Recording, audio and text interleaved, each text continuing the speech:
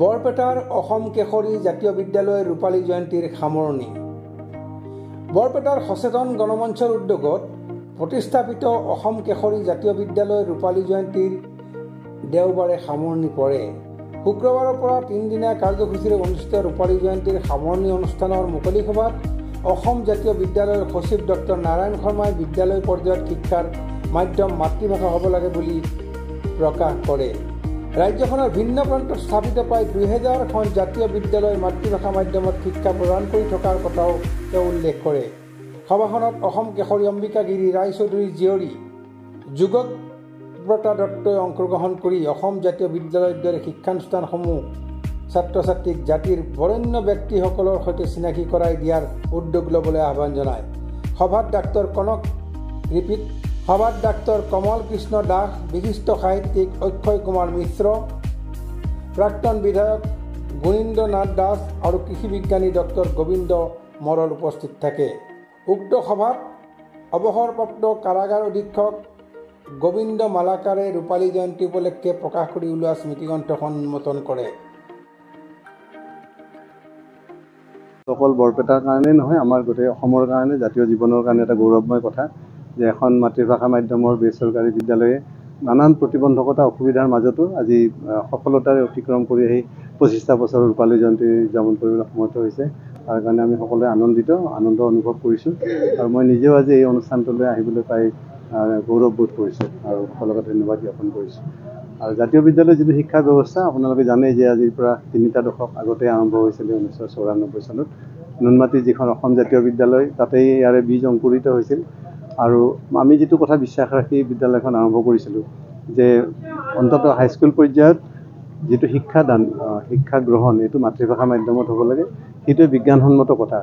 আৰু আমাৰ সেই নীতি বা আদৰ্শক বিশ্বাসত ৰাখি অসমৰ বিভিন্ন প্ৰান্তত লাহে লাহে এনেকুৱা একেধৰণে জাতীয় বিদ্যালয়বিলাক গঢ়ি উঠিল, যাৰ কাৰণে গোটেই অসমত এতিয়া 2000ৰো অধিক এনেকুৱা জাতীয় বিদ্যালয় গঢ়ি উঠিছে আৰু সকলোৱে অতি সুন্দৰভাৱে মাতৃভাষা মাধ্যমৰ শিক্ষাদানৰ ব্যৱস্থাটো আগবঢ়াই লৈ গৈ আছে। বহুবোৰ বিদ্যালয় এতিয়া ৰূপালী জয়ন্তী উদযাপন কৰা পৰ্যায়ত আহি পৰিছে আৰু শেহতীয়া যিটো ৰাষ্ট্ৰীয় শিক্ষানীতি, এই শিক্ষানীতিও এই কথাটোকেই কৈছে যে মাতৃভাষা মাধ্যমত শিক্ষা গ্ৰহণ কৰাটোৱে আচল বিজ্ঞানসন্মত কথা। তেখেতসকলে এতিয়া পাৰিলে বিশ্ববিদ্যালয় পৰ্যায়লৈকে মেডিকেল ইঞ্জিনিয়াৰিঙৰ পাঠ্যক্ৰমো মাতৃভাষা মাধ্যমত কৰাৰ কথা কৈছে। সেই কথাটো আমাৰ যিটো বিশ্বাস আছিল, যি বিশ্বাসেৰে আমি আৰম্ভ কৰিছিলোঁ জাতীয় বিদ্যালয়, এই শিক্ষানীতিটো যে শুদ্ধ বিজ্ঞানসন্মত, এই কথাটো পুনৰবাৰ প্ৰতিপন্ন কৰিছে 2020 চনৰ ৰাষ্ট্ৰীয় শিক্ষানীতি। সেই কথাটো লৈও আমি গৌৰৱান্বিত যে আমাৰ বিশ্বাস বা আমাৰ নীতিৰ আদৰ্শৰ কথাটো একেবাৰে শুদ্ধ আছিল। এইটো আজিও শুদ্ধ আৰু ভৱিষ্যতলৈ শুদ্ধ হিচাপে এইটো চলি থাকিব। গতিকে এই নীতিৰে আগবঢ়া আমাৰ অসম কেশৰী জাতীয় বিদ্যালয়ৰ কৰ্মকৰ্তাসকলক তেখেতসকলৰ বিদ্যালয়খন আগত দিনত আৰু সুন্দৰকৈ আগবাঢ়ি যাওক, তাৰ কাৰণে শুভকামনা জ্ঞাপন কৰিছোঁ আৰু সকলোকে ধন্যবাদ জনাইছোঁ। বৰ ভাল লাগিছে আৰু মই এই স্কুলখন আচলতে ভিতৰখন দেখা নাছিলোঁ, আজি প্ৰথম দেখিছোঁ। আগতে মই গৈছোঁ এইফালে, দেখুৱাই লৈ গৈছে মোক বাহিৰটো, স্কুল বন্ধ আছিলে, কিন্তু আজি মই ইয়াত আহি নথৈ আনন্দিত।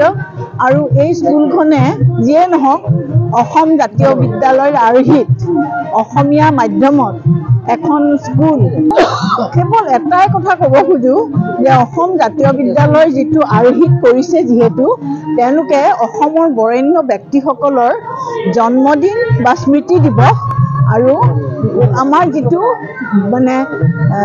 জাতীয় উৎসৱ, সেইবিলাকত বন্ধ বেছিকৈ দি যদি স্কুলতে উদযাপন কৰাৰ ব্যৱস্থা কৰি ল'ৰা ছোৱালীবিলাকক অলপমান আৰ্হিটো দেখুৱায়।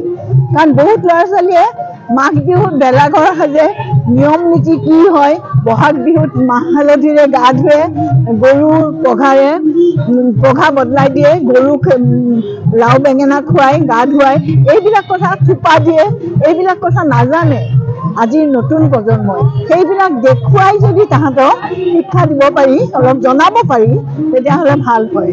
আৰু এটা কথা, বহুত ল'ৰা ছোৱালীয়ে ধান চিনি নাপায়, ধানৰ গছ চিনি নাপায়। টাউনৰ ল'ৰা ছোৱালীৰ কথা কৈছোঁ মই, যে ধানৰ গছ চিনি নাপায়, সৰিয়হ গছ চিনি নাপায়, এইবিলাক কথা অলপমান দেখুৱাব পাৰিলে ভাল হয়। গতিকে সেই ব্যৱস্থাবিলাক স্কুলৰ শিক্ষাৰ পাঠ্যক্ৰমৰ অন্তৰ্ভুক্ত কৰি লৈ যদি অকণমান তেওঁলোকক শিক্ষা দিয়াৰ ব্যৱস্থা কৰে বৰ ভাল হয়। কাৰণ জাতীয় জীৱনৰ কথা আমি জানিব লাগিব, জাতীয় সংস্কৃতিৰ কথা জানিব লাগিব আমাৰ নতুন প্ৰজন্মই। সেইকাৰণে সেই জাতীয় বিদ্যালয় সেই আৰ্হিতেই গঢ় লৈ উঠিছে।